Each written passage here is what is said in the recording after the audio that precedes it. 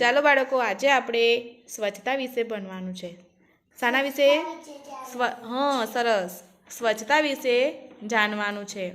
તો તમારા ઘરે સાફ સફાઈ કોણ કરે છે બેટા? કોણ કરે છે?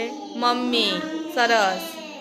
તો મમ્મી સાફ સફાઈ કરે ઘરની બહાર, આજુબાજુ, ઘરની પાછળ, ઘરની આગળ સ્વચ્છતા રાખે છે ને, રોજ કચરો વાળે છે ને.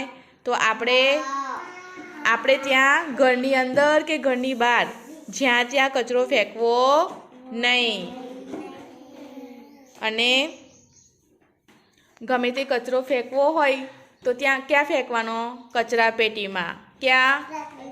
સરસ. પછી તમે જ્યાં ત્યાં કચરો ફેંકો, ઘરમાં આમ તેમ કચરો ફેંકી દો તો ઘર ગંદુ થઈ જાય ને. ઘર ગંદુ પછી મમ્મીને ઘડીએ ઘડીએ સાફ કરવું પડે. એટલે આપણી મમ્મી આપણું ઘર સાફ રાખતી હોય તો આપણે પણ તેને મદદ કરવી જોઈએ. જ્યાં ત્યાં કચરો ના ફેંકો તો મમ્મીને ઓછી મહેનત થાય ને. બોલો ને, બોલો. હા, સરસ. તો આપણે સ્વચ્છતા જાળવવી જોઈએ. તમને ખબર છે આપણી આંગણવાડીમાં સફાઈ કોણ કરે છે? સરસ. કોણ કરે છે? કપિલાબેન.